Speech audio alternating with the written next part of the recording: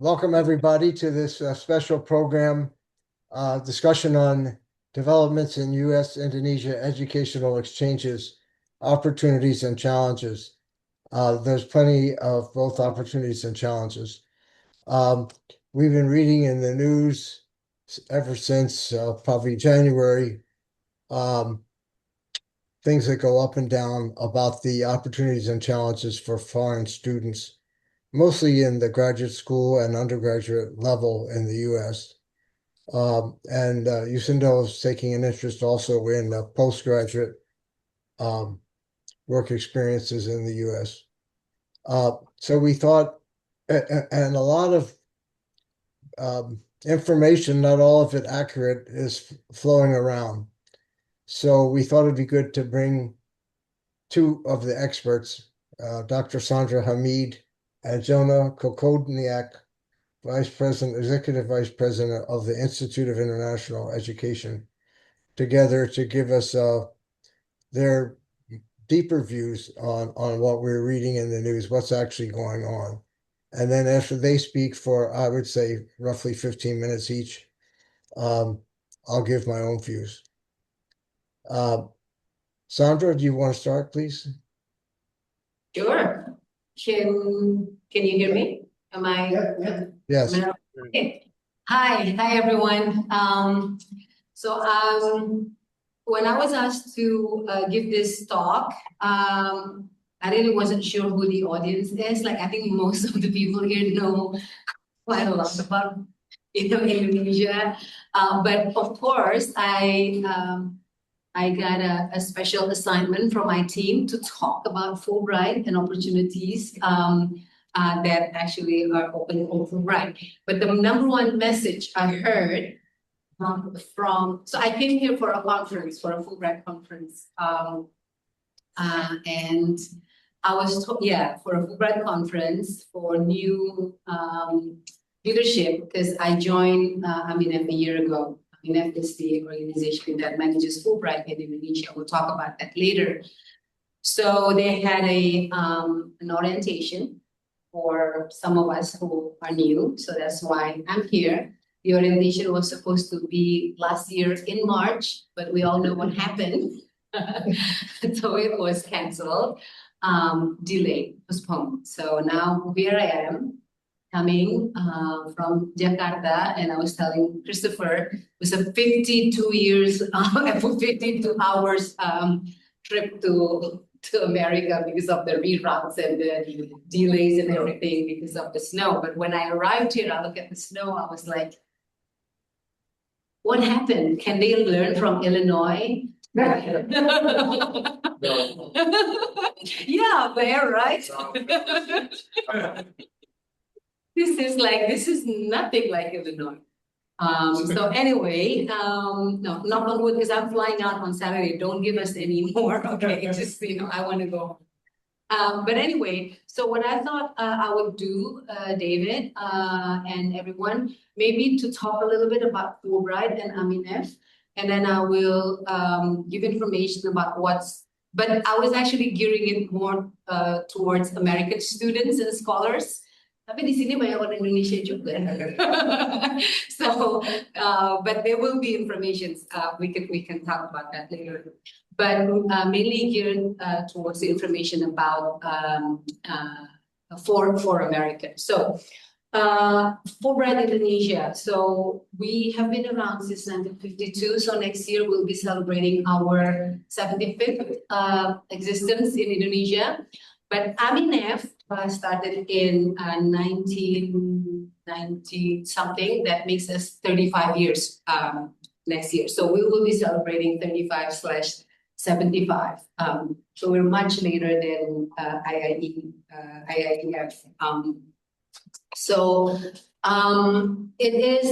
This is what our record. We have provided support for 3,400 Indonesians and then 1,400 Americans to teach, study, did research in Indonesia. And there are a lot of favorite names for me. One of them is, of course, Pak Kuncoro Ningrat, the father of anthropology in Indonesia. he had a Fulbright.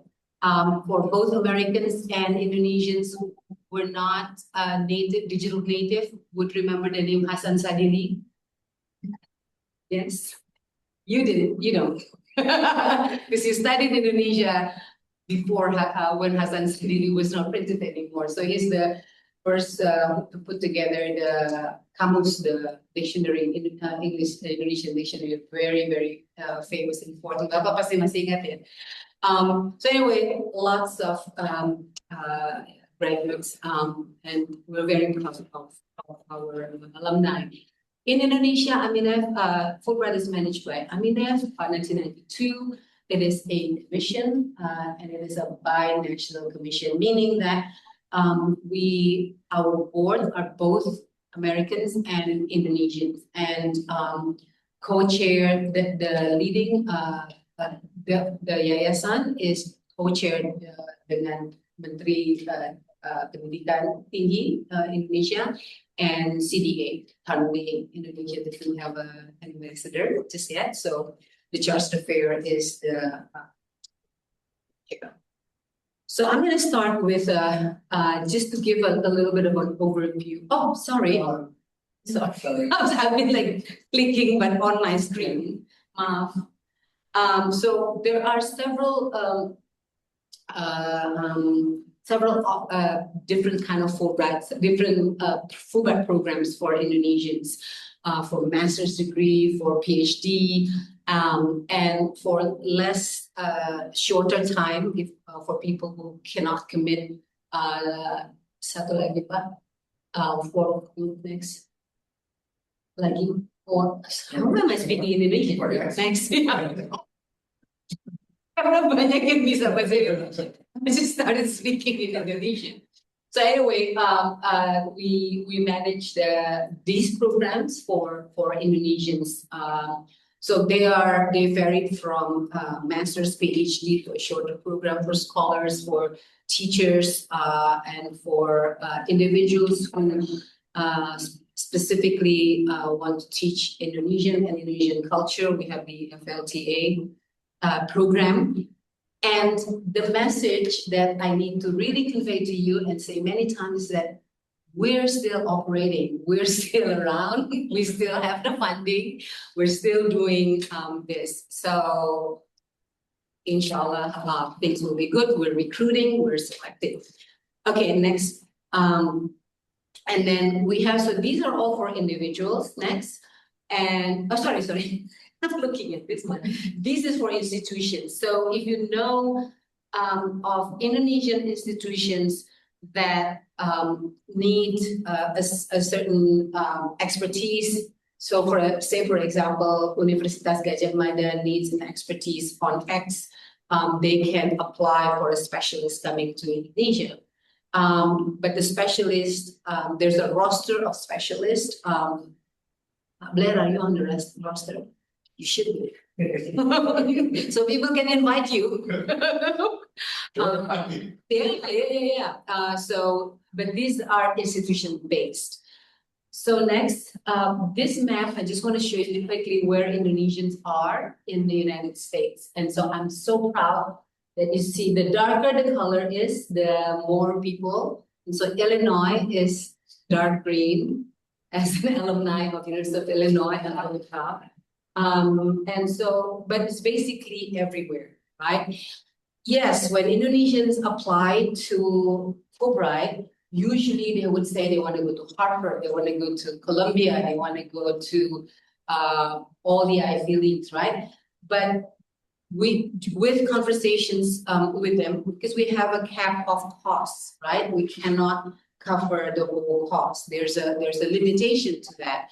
And there are reasons for that as well, right? But also sometimes, a lot of times Indonesians are not well informed about what's available in the whole of America, right? They, even though there are a lot of initiatives from American institutions to make themselves known by Indonesians, but I think it's not enough, obviously, because a lot of times Indonesian students applying for Fulbright don't even know about the many options and fantastic opportunities that America has to offer, unless the difference is that PhD students, because usually they already have started looking at who the faculty members are they want to work with, and they could see that many of the faculty members are not always in the most expensive schools in the Ivy. So so that's where they are. So this is the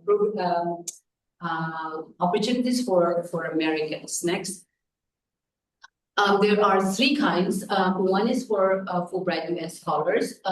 One is for students, and the other one, which is the flip side of the institutions applying, these are the Fulbright specialists, right? So it's the same thing, but this is the flip side, which is for individuals in the United States to actually be part of teaching or research in Indonesia.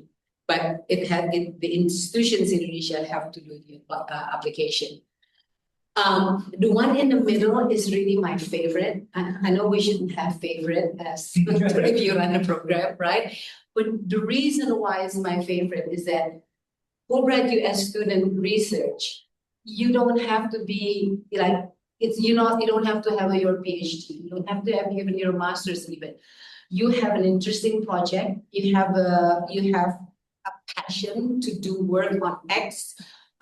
Then you can actually apply. And some of the very interesting projects I've seen in my 1 year was actually that, a novel it is currently being researched in Georgia. An adoptee, a Swedish American going to Indonesia to work on an adoption process, an adoption. Her life story, but it become a very larger stories about adoption. And like these people are not teachers, are not lecturers, are not PhD students and all that. And I think it's fantastic, for them to be able to go and actually do their research. Next. Next. Let me see. Sorry. So these are the I just wanna make sure that I have this. So it's still open, the applications. Anyone online who are the teaching assistant. There are two kinds for U.S. students, which is one is the research that I talked to you about already. And the other one is becoming a teaching assistant, English teaching assistants in high schools in Indonesia. Next. These are the, what I wanted to show here is where they are, teaching assistants. And so, they're spread around Indonesia. We have them in Lombok, we have them in Kalimantan, in Sulawesi. So, and they go to teach, not to teach. They work with English teachers in high schools and become assistant and provided real native speaking, listening also. And also they have to do their community work as well. So it really is a chance for Indonesian high schoolers who otherwise wouldn't have had any opportunities to actually interact with native speakers. Okay, next one. Answer. Okay, next. This one is for senior scholars.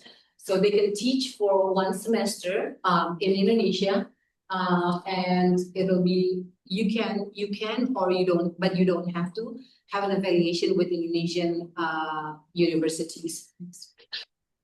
I just want to show here very quickly. You don't have to read it, but you can see that they are all over Indonesia, and I think so. There's one in Bali, in Toraja, in Sulawesi. They are in West Java, but even though these are the researchers, they're not necessarily always have to be in the big cities. Yes, there are Bandung, Makassar, but they're not in like, as much as possible, they're not necessarily in Jakarta. Now, in the next couple of slides, I want to show you the trends, right? And so you'll see here from 2025 to 2026, right? These are the interest in Fulbright program from Americans. You'll see that the slash there is the grants that actually are available. So you see that there is actually an increase in some, a decrease in some. In other words, whatever political development in the United States doesn't seem to be having a impact on the number of applicants. The bigger number is the number of applicants. Yes, yes, and you can see that there's really it hasn't made a big impact of the situation both in Indonesia and in the United States. We will see. I think the real test I think is the next round of application next. And this is Indonesian going to the United States. You see there's an increase from 2024 to 2026, right? It's not decreasing, it's actually increasing. Meaning that America is still a very important destinations for Indonesians to get their higher education, and the interest for Fulbright is still high. Again, the students who are actually going in the 2026, their application was before January 2025, right? Because it's a long process. So again, we will see next year whether or not this will, all of the political situation will have an impact next. What I want to show here, this is actually from IIE, Open Doors data, right? You'll see that Indonesia is really a spike in the number of students going to the United States. The next slide also will show this. So you can see there, these are the highest sending places of origin, right? You see Indonesia is not even on the list. And you can see there that the highest there is India, China. People would say, oh yeah, they have a higher population. But actually, South Korea, what is that, Vietnam, they send so much more students to the United States. So David, I think, Chris, we have our work cut out for us, Indonesians are like, for some reasons, it's not going to. So what is the reason? I don't know. I think also, we can, I don't have the one answer for that, but I think partly LPDP, which is the Indonesians endowment for scholarship, right? Provides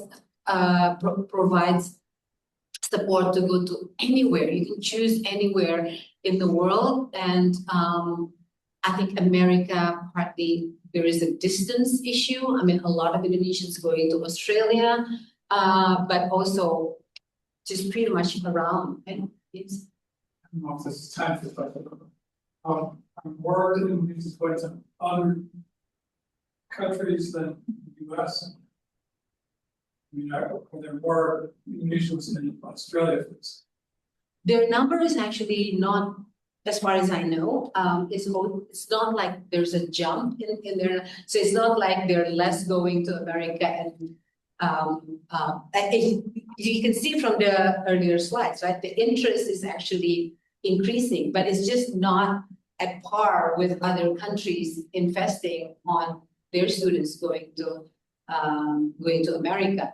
I don't have the data whether or not these numbers are actually on scholarships or supported by their countries or a lot of individuals, private fund individuals funding. But I don't think it's like it's less going to the United States because they choose to go elsewhere. But I think the number of options are so big now for Indonesians to go. Like scholarships are during my time, right? I mean, like Fulbright in America is like the #1 scholarship. Australia now is very important, and as I said, LPDP I think is the one that actually is really providing a lot of competition, if you like, in this field. I did a little bit of research on people who actually were offered Fulbright, selected to go to the next step, and decided not to take it. And I think about 80% of them decided not to take it because they took LPDP. And the reason for that is because, particularly for PhD, because they covered 100% with family. And, and none of the Fulbright scholarships can afford that. So, so that's, that's a big, not challenge. I think I'm basically, as an Indonesian, of course, I'm happy for Indonesians to have a lot of options, right? But I think the number for Indonesians going to America is, we need to dig deeper into like trying to find out, why is the number stagnant? It's not really decreasing. I don't know if I don't have it here, but the number is about the same. But it's just that other countries are more. Can I just show very quickly? When I talk, can you go back a couple of slides? Yeah, no, the Indonesians. So these are the ones. So it will become even more competitive because we will have less slots actually in 2026, and it's not because we have a reduction of funding coming from State Department, but it is a function of last year was particularly big because we had some unallocated funds, and so we will have less. So what I'm saying is that the competition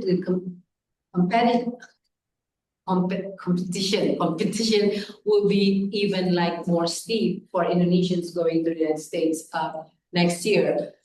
And when I said that I did a little bit of a research as to why people, so I spoke to about 80 Indonesians who actually were offered to go to the next step but didn't take it. And when I started the research, this is before I joined AMINEF, so I was a consultant doing this research. When I started the research, I honestly thought that the answers would be about, concern about America, concern about the treatment of people of colors or whatever. None of them said that. Zero. Only 2 people out of like almost 80 people I spoke to. What they said was only 2 mentioned anything that has to do with safety. Only 1 mentioned gun violence as a reason why they triple think about going to the ISIS and decided not to.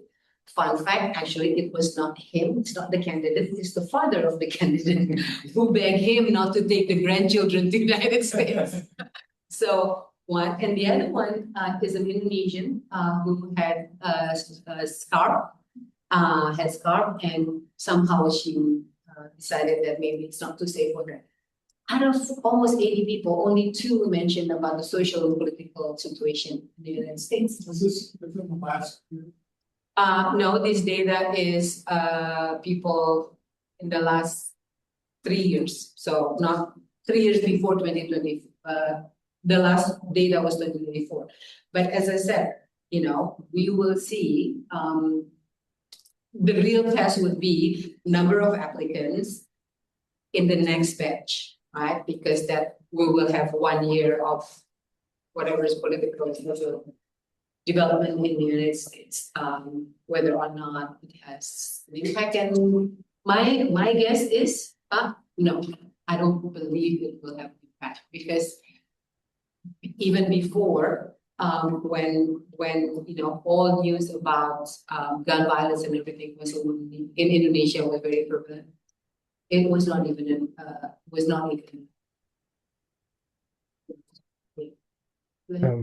Yeah, I don't know the details of how updated it works, but is one factor. Are universities in the US more expensive than, say, Australian universities? And so the scholarship goes farther if you go to, if you go to Australia than if you come here? No. No. So, because they pay at cost.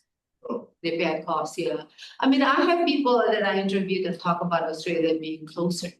Right, Like great quality Sure. education, but closer. So, it would be easier for yeah, us. whether or not it's nasty is. Well, I mean, No, seriously, I mean, very few parts of Australia look like this well, in their. you have Texas. So, yeah, I think we're almost done. And then what else is there? Oh, see you in Indonesia. So I guess the point is that there's still, even for the next year, there's still possibilities to apply. Go to our website and or Instagram, AMINEF Fulbright, AMINEF Indonesia. And there's still a lot of opportunities to apply, even for the next round. Sandra, David, I have a question, just clarifying. Your charts showed that there's an increasing interest by Indonesians in doing Fulbrights in the United States. Correct. Every year, the interest is increasing. So my question is, are the actual numbers increasing? Or just the interest? The interest, I mean, the applications. But are they getting funded and everything and at an increased rate year on year? No, because the ones that are getting funded depends on our level of funding, right? But our level of funding for next year will allow us to send a little bit less, but not quite a lot. And I have to emphasize it, and it has nothing to do with our allocation, because our allocation is still the same. And the commitment from Department of State is still the same. It's just that last year we had some unallocated funds that we could actually use that we did to send. Well, let me ask it another way. We're going to get to this later. A lot of statements came out from the Trump administration early this year that people tried to interpret.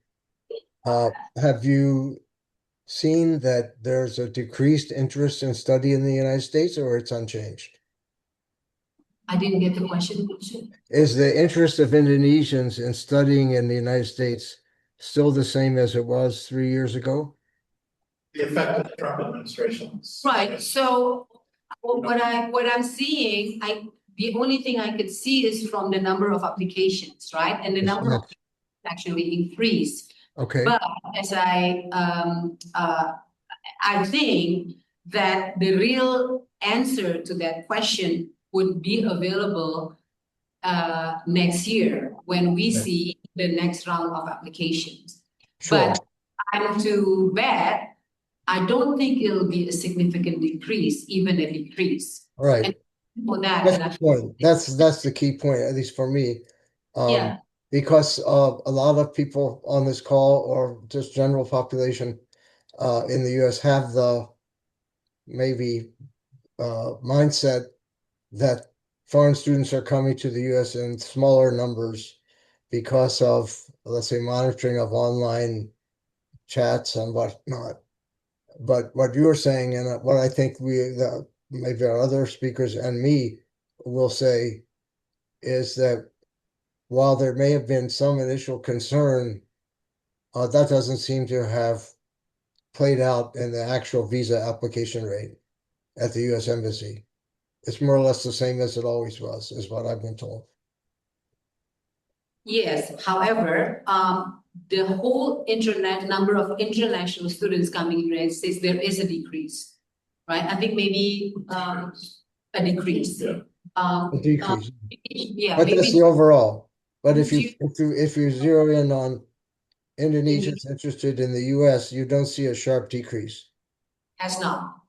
Okay, so that's a big point for me. Balloons. That means we're not out of business, those of us who try to help Indonesians get educated in the US. Yeah, or other And I, opportunities in the US. Yeah. right, I know it's just a term of expression, or maybe just an expression uh, out of business, but I think it would be such a loss, I think, for Indonesians not to consider the United States for education and experience. Absolutely. And I think, being an alumni myself, I know for a fact that, that would be such a loss.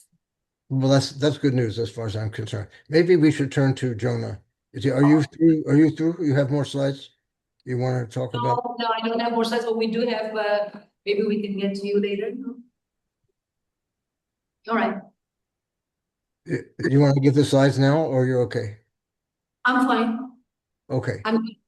All right. Let me turn to our colleague Jonah Kokodyniak, Executive Vice President at IIE. He's been cooperating with us on these problems, and his people have exchanged data with us on Indonesian students in the U.S., of which there's about 2,600 last time we looked. Uh, but that's part undergrad and part grad. That's a large number. Jonah, can you give your comments, please? Certainly. And it's wonderful to be joining you all. I'm Jonah Kokodyniak, our Executive Vice President. I just want to start by first thanking Ambassador Merrill and USINDO for convening us and for being such strong partners over the years.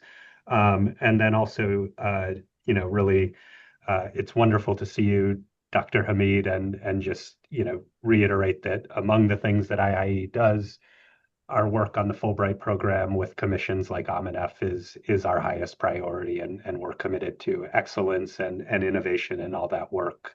I'm going to share some slides in a minute, just at the outset, and I'll focus primarily on our open doors numbers, which Dr. Hamid shared, but I'll actually dig into them a little bit more with respect to Indonesian students. And I also just want to say what an important country Indonesia has been for IIE. I serve on the board of our partner organization and affiliate, IIEF, which is based in Jakarta and was actually just there in December. And we've been there for 40 years, collaborating with government entities. We serve as the key organization for the institutional TOEFL test in the country, and undertake a number of other scholarship and training programs as well.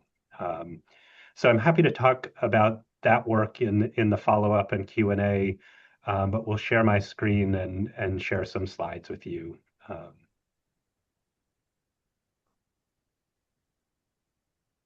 Can all of you see? Yes. Great.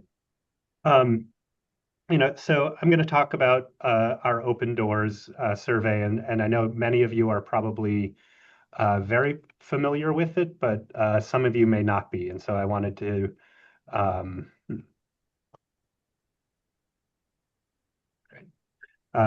make sure everyone was familiar with the surveys. So we have been collecting data on international academic mobility to and from the United States since I was founded in 1919, but under the Open Doors survey for over 75 years. So we have, I think one of the most powerful parts of, two very powerful parts of the data is that we have a very strong response rate from U.S. universities. So we capture data from thousands of U.S. universities, and then we also have longitudinal data. So we're able to look at trends over time and look at the impacts of key events like pandemics or conflict on international academic mobility from certain countries.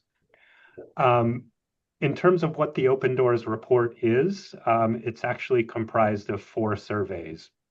Those surveys measure the number of international students coming to the U.S. By country, the number of Americans who study abroad by country, and then we have a survey that measures students participating in intensive English programs in the United States, and then a survey on the number of research scholars coming to the United States from specific countries. I'm going to talk about 2 of those surveys, the ones that seem to get the most attention, which are the international student surveys, and then the U.S. study abroad numbers. And just a note on both of these surveys. So the data I'm releasing from on international students covers the 24-25 academic year, so it's the past academic year.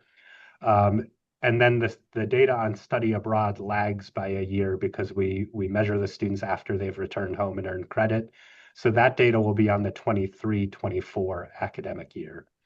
We release this data each fall, and with that data, we also release a fall snapshot survey. So I can speak a little later about some of the findings. We don't have it by country, but we released in November data that covered, it was a smaller data set, but gained input from U.S. universities on what they saw in terms of international enrollment trends in the fall of 2025, which I think gets at some of your questions about policy change. Moving to international students, I'm going to talk primarily about, sorry about that. Primarily about Indonesia, but I thought it would also be valuable to place this in context for Southeast Asia and share some of the data with you. So based on how we track the data in 2024, 2025, there were just over 57,000 international students in the United States coming from Southeast Asia, which was an increase of 7%. So there is significant increase. As you'll see, the number coming from Indonesia was just over 8,000 at 8,104, which was a slight decline, but really, for all intents and purposes, remained relatively flat. So we're seeing, and was not as strong a decline as Thailand or Malaysia. So we're seeing a lot of growth, as you've probably read, from Vietnam and the Philippines, and Indonesian numbers staying fairly consistent. When we go to look at 20 years of data, we see that actually, the number has stayed relatively consistent, but we're above where we were certainly 20 years ago, and a little bit lower than sort of the highs in the 2017, 2018 period.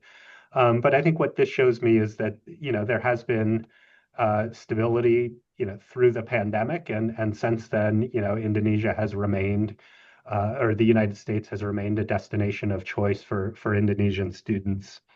I did look up quickly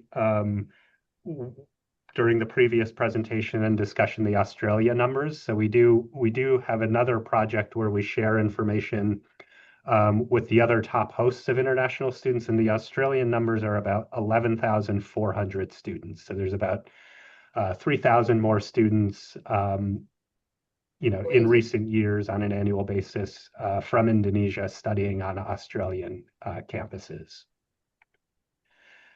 As we compare this to international students writ large in the United States, we kind of drill into the Indonesian numbers. So the national average is the national average of all international students in the United States. When we look at Indonesia, we see some actually pretty significant differences. So there's undergraduate students from Indonesia come to the U.S. at significantly higher rates. So at 43% of the students in the United States are from Indonesia are undergraduate students, about a third are graduate students. And then the balance are students either in non-degree programs, mostly intensive English, or optional practical training. OPT, and we may discuss this, has remained, a key driver, and we've seen significant growth in OPT numbers in the U.S., especially among Indonesian graduate students. But we continue to see that it's a key driver for attracting students to the United States. When I go to the next slide, this gives you a sense of what fields of study Indonesians are studying in relative to some of the other major sending countries. Interestingly, nationally, it's close to 60%, 57% who are in STEM fields, 14% in business and management, and then 7% in social sciences. When we look at the numbers from Indonesia, it's 39% are in the STEM fields, about a fifth are in business and management. So actually higher numbers in business and management than most of the comparable countries, and then 11% in the social sciences, so a higher number in the social sciences. Looking at where they study, it's a fairly similar map to the one that Dr. Hamid shared, except I think you have a much higher concentration in Ohio, if I followed the numbers correctly. But Indonesians, the top states of study for international students include California, New York, and Massachusetts. And Indonesians tend to also study in higher rates at Washington, given the historic connections, as well as Illinois.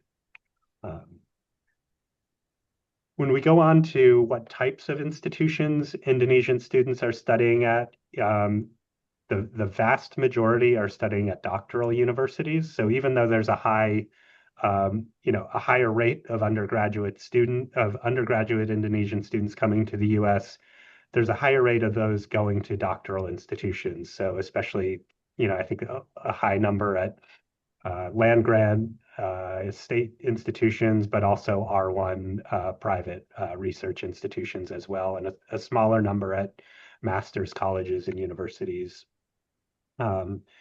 Looking at the types of institutions, it's pretty consistent with the overall numbers, and roughly 60% are at public institutions and 40% at private nonprofit institutions.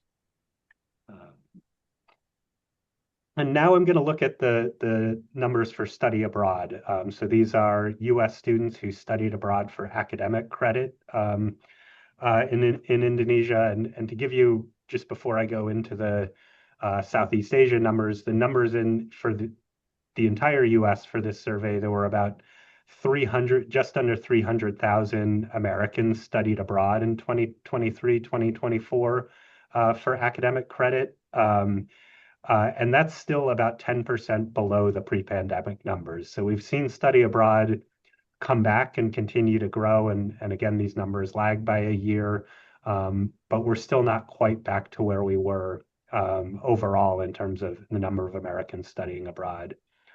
There were 563 Americans who studied abroad for academic credit in Indonesia. So clearly we have an imbalance, and we, for those of us who really think it's important that Americans study or undertake experiences in Indonesia, we do have work to do in that respect. And programs like Fulbright or the Gilman Scholarship are critical to those efforts.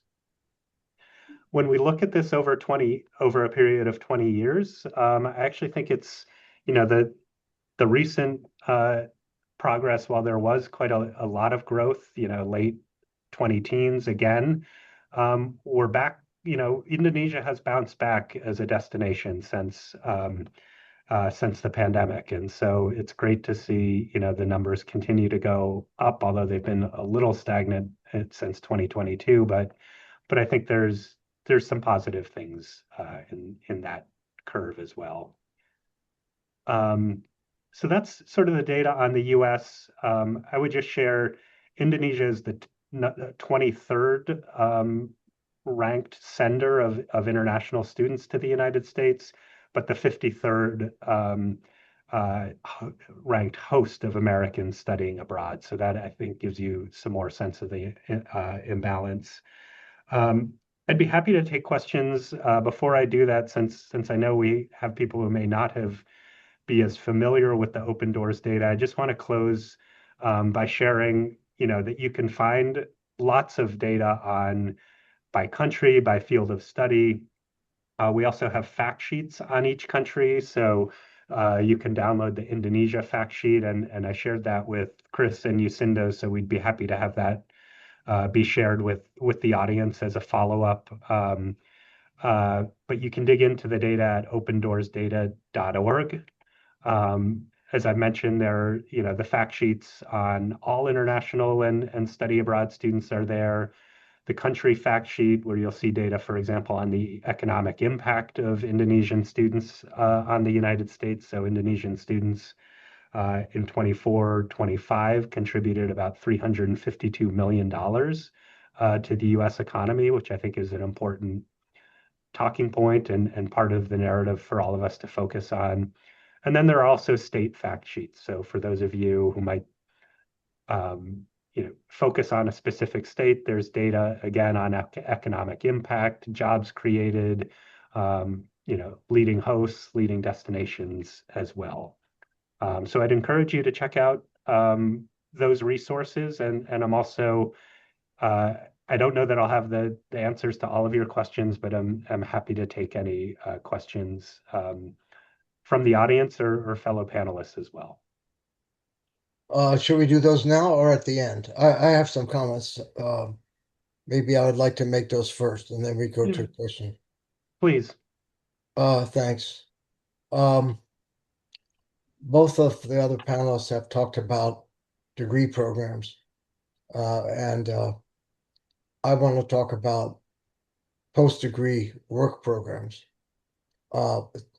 It's not totally different, but it's complementary. President Trump has made some very interesting and actually welcome statements about foreign students working in the U.S., those students who have high-tech STEM skills that for some reason U.S. companies cannot fill jobs in high-tech STEM skills with Americans. I think we all believe that that's true. I don't think anybody knows why it's true, but we don't have to study it too much to kind of make an assumption that it's true. I mean, the president is saying so. I believe it. I think most of us believe it, that there's a shortage of highly qualified STEM workers who are Americans. If there were enough STEM workers who were Americans, we would applaud those jobs being filled by Americans. So I want to be clear about that. But according to most people, there's not enough Americans to fill the critical vacancies in STEM.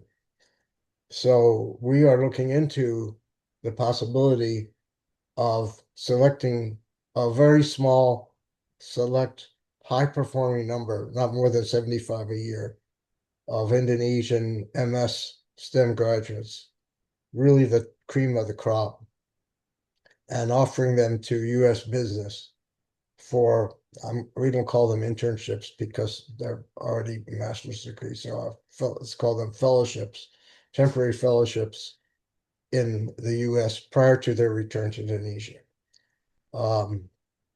Whether that's going to be permissible or not is open to seeing. But President Trump has said numerous times that he wants to fill this gap, and the only way to do it is with foreign students. He even mentioned 300,000 Chinese recently, after he probably said he wasn't in favor of that. I'm not sure, but he definitely said he was in favor of that, which was a controversial statement. And he also said in February at a cabinet meeting that he wanted more Korean students to go into STEM high tech. Didn't mention Indian, but mentioned Korea. So, he could mention a different thing in each speech, but there's enough to go on that he's interested in U.S. business, as you would expect. And he's concerned that these businesses don't have sufficient STEM high-tech workers. So we're looking into the possibility of doing something in this area if we are permitted to do so. And we've had discussions with the Indonesian government.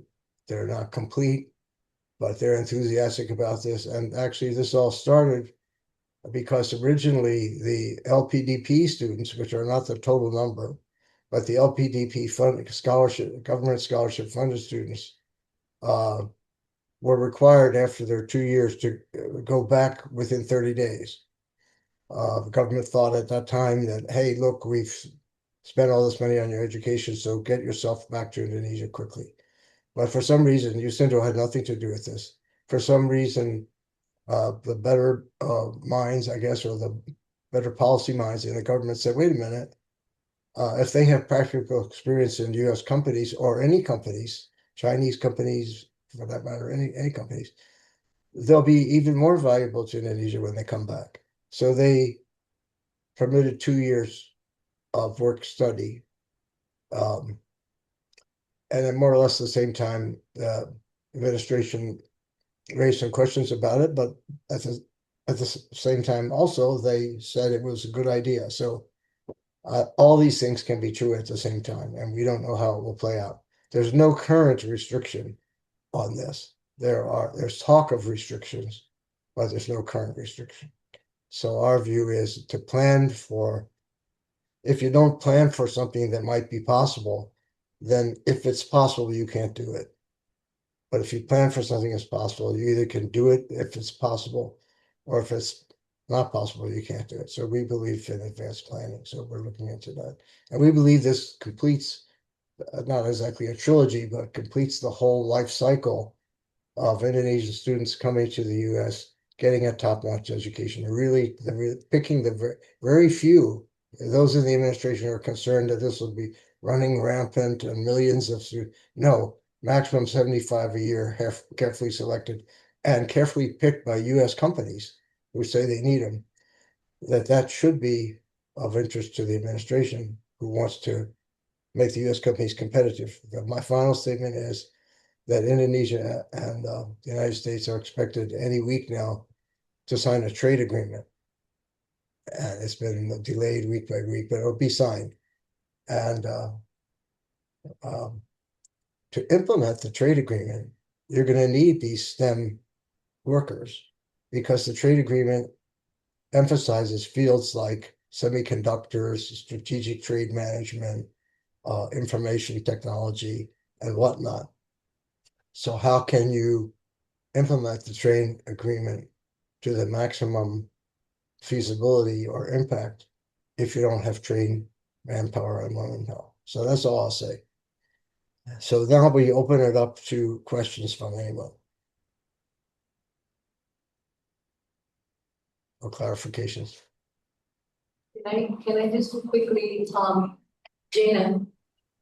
Jonah. Yes. Hi. I was also, I mean, first of all, I absolutely love playing with the open numbers data. I just learned about it. I thought it's fantastic.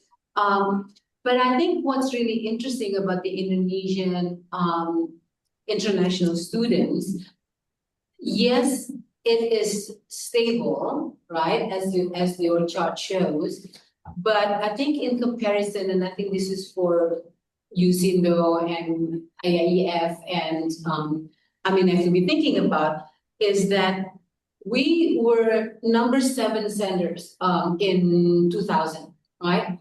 And we're now like, what is it, 23, 24 of senders from other parts of the world. And so even though the number is about 8,000, it formerly was like 11,000 or whatever, right? It's stagnant pretty much. But in, other countries seem to be investing more in coming to the United States compared to Indonesia in the recent years. And so I think that trend is what's, to me, what's really interesting. And we can speculate this and that as to why, but I think, I have not obviously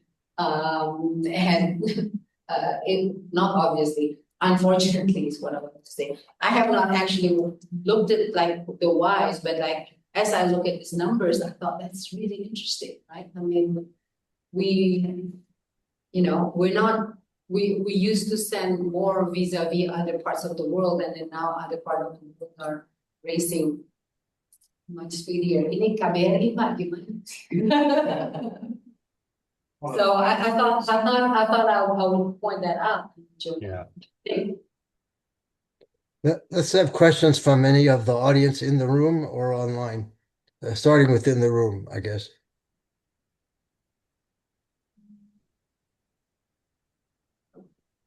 We have some questions online here. Yeah, sure. So a question here for Ibu Sandra. Education appears to have slipped down the current administration's list of priorities, as evidenced by decreased budget. This raises questions about the government's commitment to educational reform and the long-term viability of the scholarship programs referenced by Ibu Sandra. Could I have your opinion on this? No. It's just that because I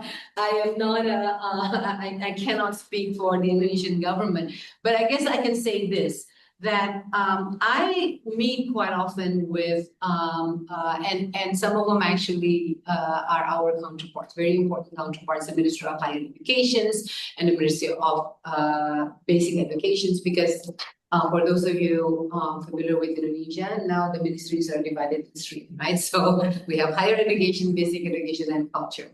Anyway, I work, and they are our very important counterparts. I know that they're very committed in increasing qualities of educations, both in the basic education. They come up with different kind of schemes, different kinds of schools, pilot schools, and all that. And I think just like in any government, there's a lot of experiments depending on the narrative of the higher echelon within the government. But I think the people who are actually working on the issue are really trying to make the best out of the different priorities of the government. Now, LPDP, I think, is not, if I'm not mistaken, actually, I was looking at the number, the number of quota is still within the same range as last year. So their investment is still the same, because because AMINEF Fulbright is not funded by the Indonesian government, obviously. So your question is more of the priority and of the Indonesian government to education, and I think the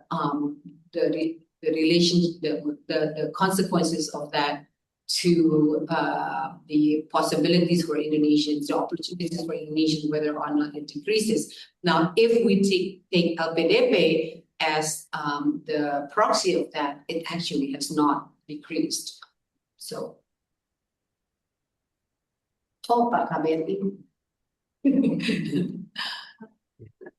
Other questions? We have another question here from Ibu Lana from KBRI. This is a question to both Ibu Sandra and Jonah.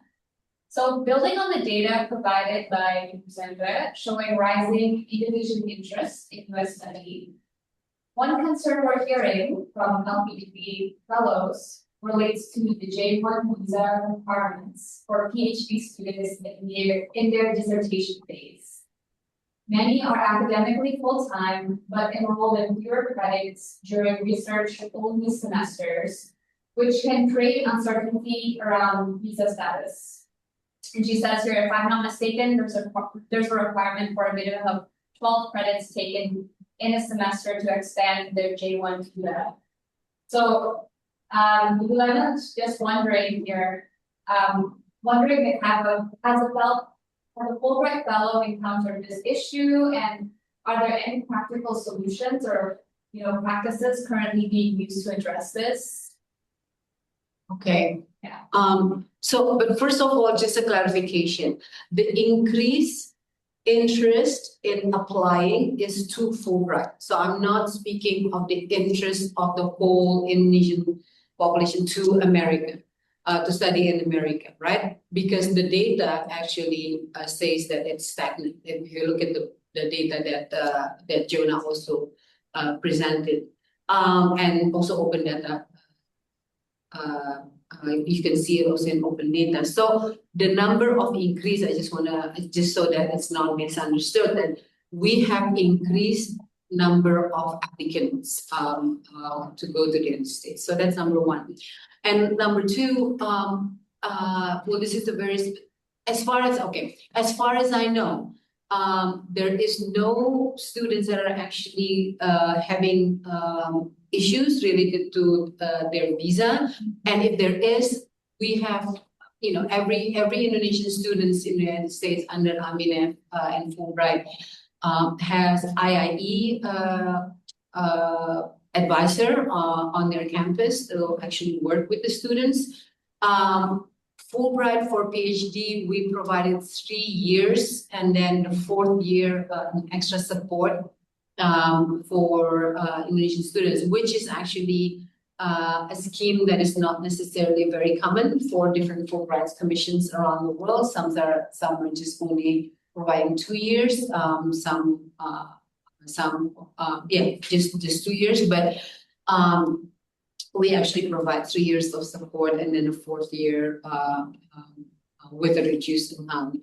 So, but if, please reach out, like if Ibu Lana knows the students, and if he or she is a Fulbright grantee, please reach out to either the Indonesian person, AMINEF, which I'm sure the grantee would know the name exactly because we have different people for different grantees, and also reach out to IIE. Thank you. And if I understood, I think the question is also partly related, there has been proposed change that would at least make the initial period of the student visa for 4 years, which obviously, if that was the case, would make PhD study in many fields challenging. I think there has always been anticipated that there will be some type of extension process as long as students remain enrolled, but that hasn't been fully detailed and outlined yet. I'm not as much of an expert on this, but I think that is, it is expected that there will be some type of extension process. But I do think with many of these recent proposed changes that may or may not take effect, and David spoke to some of those around optional practical training. There's, in many countries around the world, there's both the concrete policy change and then there's the perception. And I think there's, all of us have to be able and ready to tell students or their families or scholarship sponsors, what the reality is in terms of the implementation of these policies, because there is a lot of misinformation out there, and there's a lot of very valid information, but students are getting information from more and more sources all the time.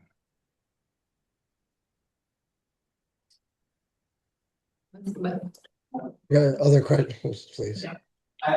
Thank you very much for having the discussion. You mentioned earlier that one of the barriers limiting Indonesian students to come to the United States is this lack of exposure to the many U.S. institutions. Everyone focuses on the Ivy Leagues just because that's what state knew, what's honorable, what's faithful, etc.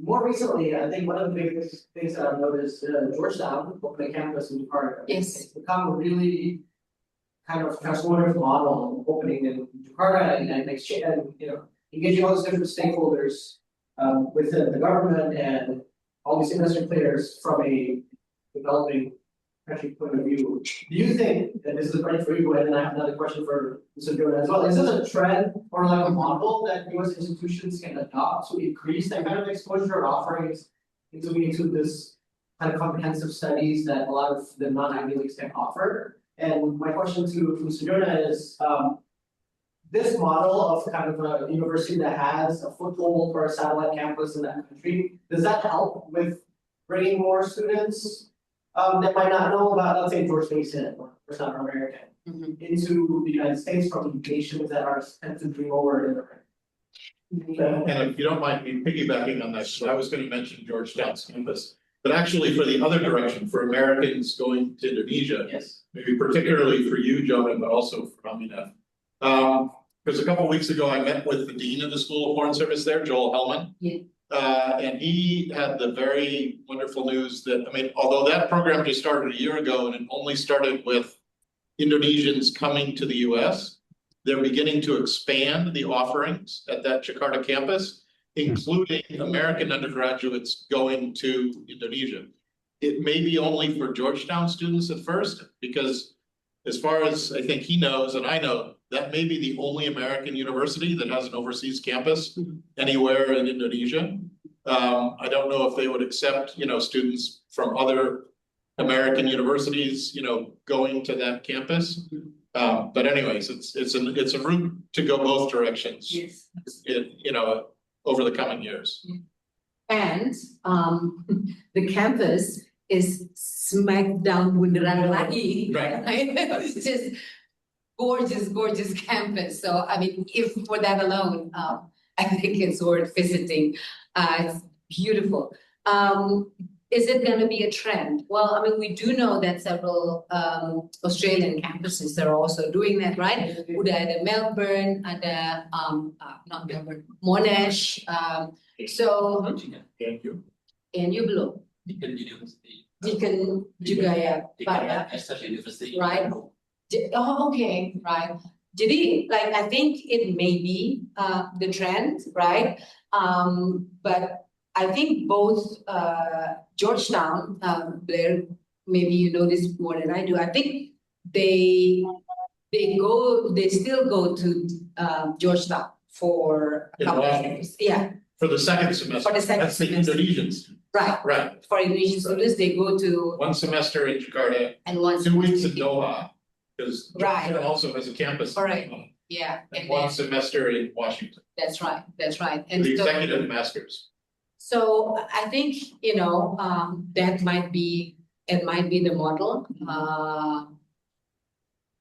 The one thing I think that is missing in that model, but because they have the American side as well, then maybe it's not necessarily a huge problem.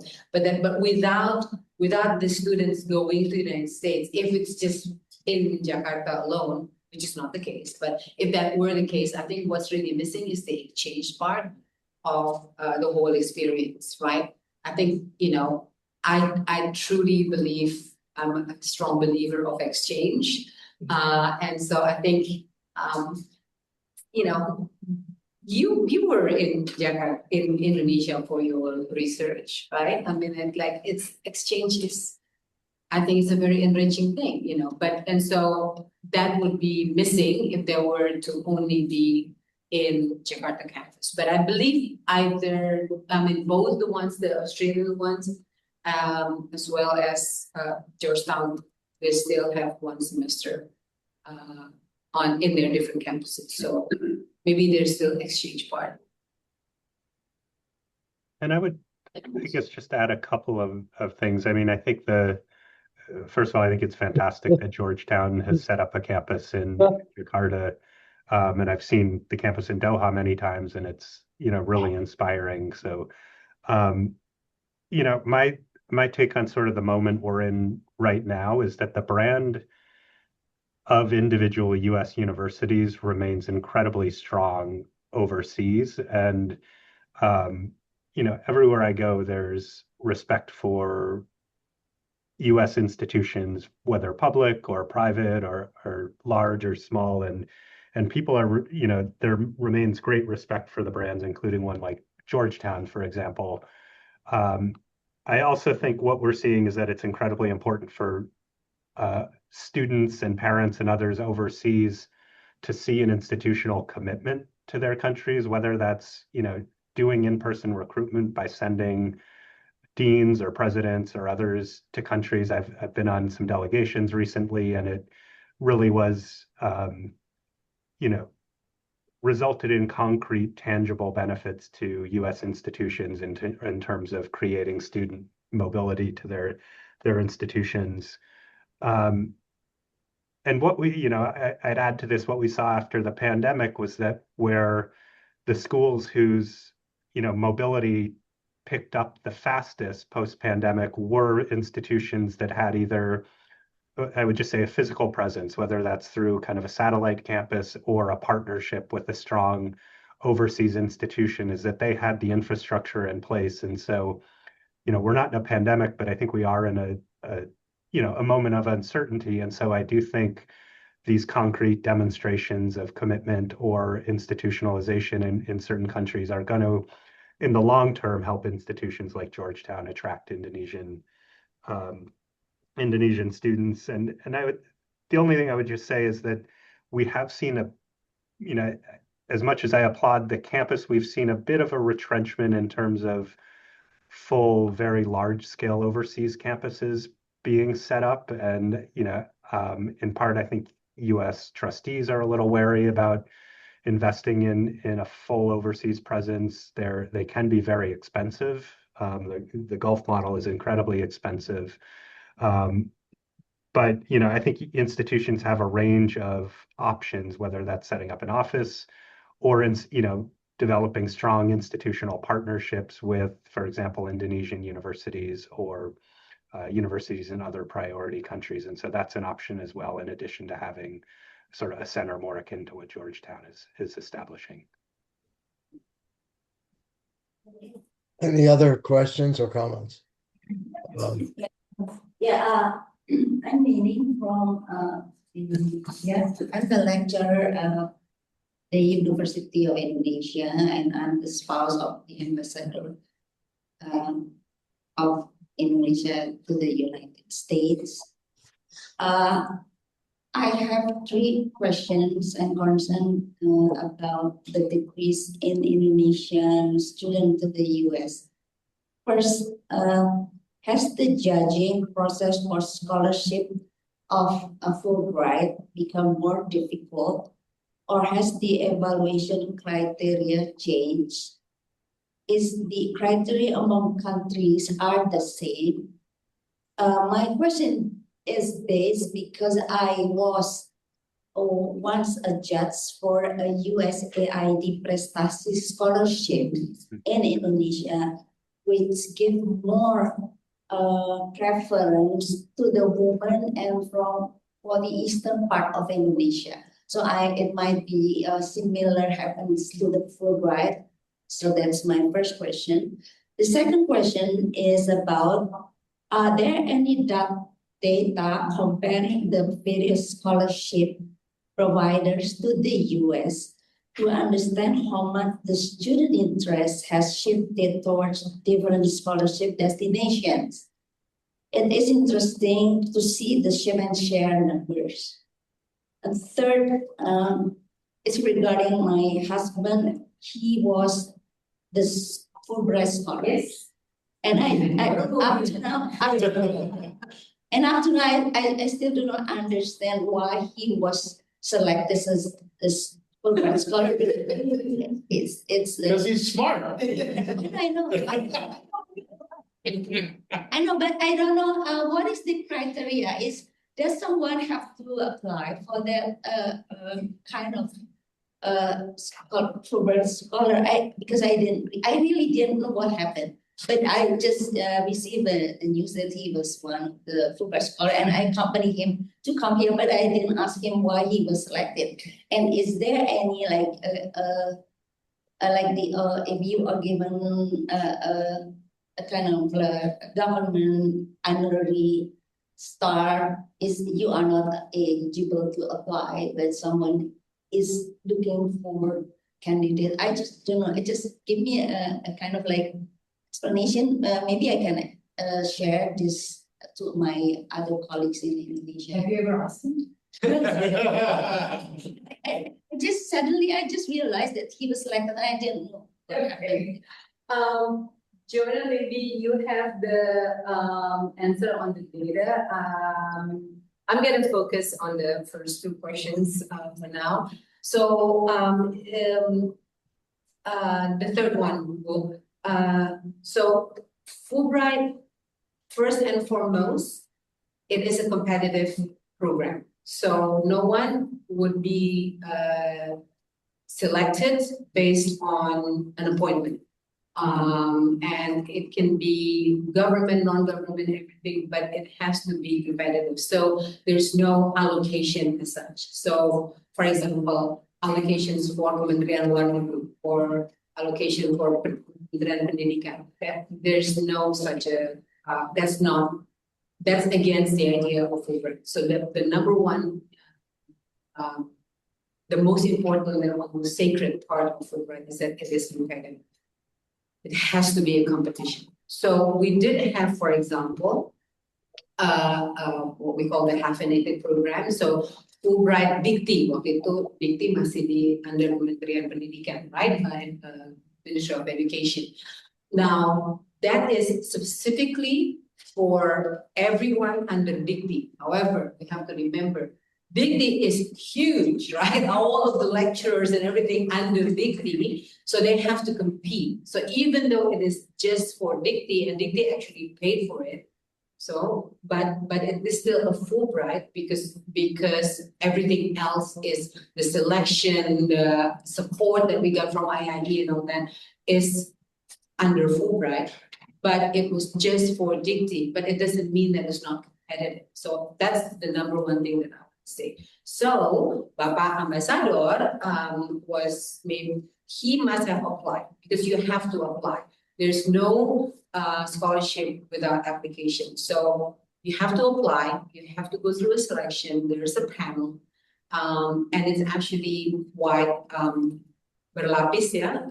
So you have to apply, you'll be sift through the selections, then there will be a panel interview, and then there will be a slate that will go to the United States for Fulbright board, and it will be approved or not, then they will be going to university. So it's very, it's a very long process. So actually, very rigorous, very long process, and very, apa namanya istilahnya, tidak, what's the word I want? Impersonal. It's very impersonal, right? There's no one person who can actually say whether or not one gets a Fulbright. So, so you can believe him when he said that he actually competed, that he was not given. When I get home. Yes. All right, and the other one is that about the criteria.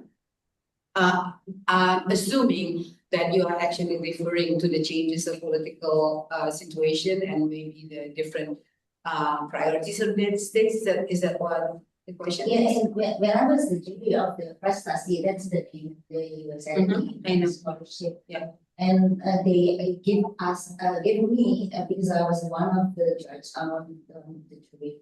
At the time, I should like make a preference to the women and from eastern part of Indonesia. Yeah. So it's kind of like, well, I don't know why, because Affirmative. Lack of women. Yeah.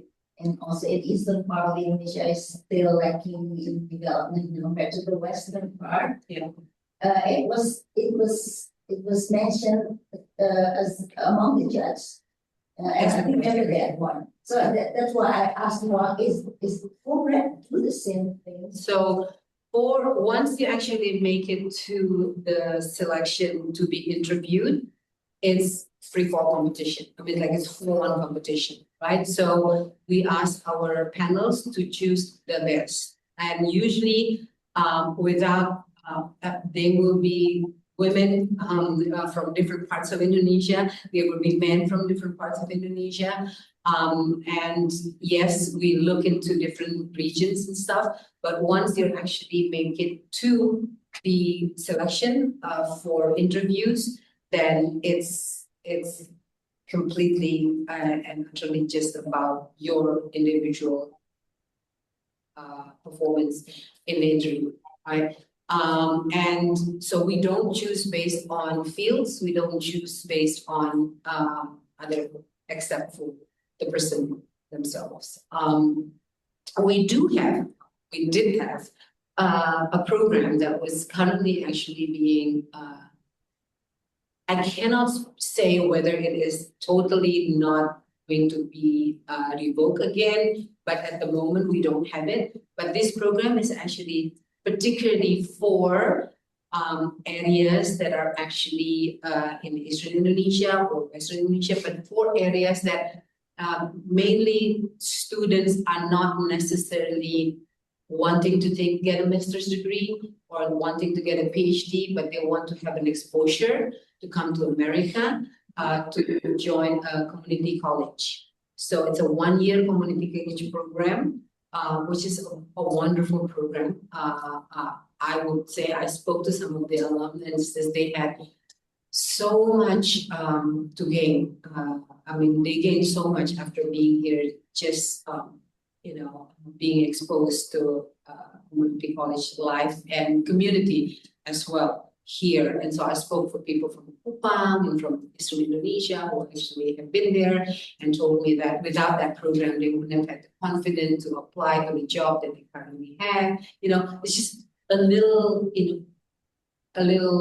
you call that, dorongan really went far for some people. But that program is no longer offered under this for this year. I cannot answer if you ask me why. I wouldn't be able to answer why. But other than that, everything remains the same. Jonah, All right. data, the data. Yes. I think it's time to bring to a close. David, can we have the answer to the one question on the data? Next question. She mentioned numbers of among scholarships providers. In terms of, if I understood that correctly, is the question whether we have data on applications for scholarships to Indonesia relative to other countries? To from Indonesia to the US, and then there are so many scholarship providers in the US, and I just want to know which one is the most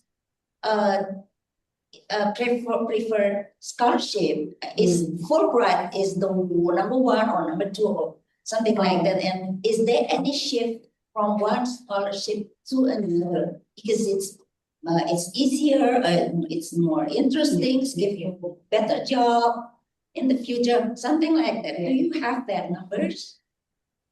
I don't have the numbers. I will say that 10 years ago there were a number of other U.S. government scholarships funded by USAID primarily. You have had exposure to the Prestasi program, which we implemented for USAID. Which was at the postgraduate level. Right now, Fulbright, which we also work on with the commission, is the most prestigious, and at this time is probably in terms of U.S. government funded programs, the largest for sending students at the postgraduate level to the United States, and continues to be, I think, the most in demand as Dr. Hamid's data demonstrated. I don't know, I would defer to her on how individual students are comparing applications to, for example, LPDP or other scholarships versus Fulbright. We were, Education USA, I know, makes an effort to make sure that options for U.S. study are very clear to LPDP applicants and scholars. And there was a project, which unfortunately is not continuing, that IIEF was implementing with USAID, which was to educate the scholarship providers like LPDP and others about the options at U.S. universities, and brought a delegation, really with the goal of making sure that they understood the process for applying to U.S. universities, the benefits of U.S. universities, and perhaps even though that's not continuing, there will be some benefits to that after, even after the program ended. I would add, I don't disagree with anything you said, but I would say that let's not write off LPDP because there's a lot of interest in LPDP among the students. And why wouldn't there be? It's a full ride scholarship. No, it's critical. Yeah. And not necessarily related to LPDP, but globally we're seeing interest in the U.S. It remains strong for students, but many more students are applying to U.S. universities, but also universities in other countries. And so it would be interesting to know, for example, if someone who's, an LPDP scholar is probably still continuing to apply to maybe their first and second choice U.S. university, but they also have the flexibility to apply to UK or Australian or other universities as well. Yeah. Well, the word that's in my head after hearing this whole discussion is resilience. Yeah. That the U.S. Indonesia educational exchange relationship has a lot of resilience, despite ups and downs and statements here and there, and some fears that we had in around February that it was all going to go south. It didn't go south, and it's alive and well, and we can continue working on programs that promote the mutual interest through educational exchange without worrying about little trend lines. So I want to thank our panelists, Sandra and Jonah, and all the questioners and commentators for a very interesting program that I think has served a public purpose, as well as educating our USINDO members. So thank you, and I'm going to close this program right now. Thanks a lot. Thanks, everyone. Great to see you. Okay. Thank you.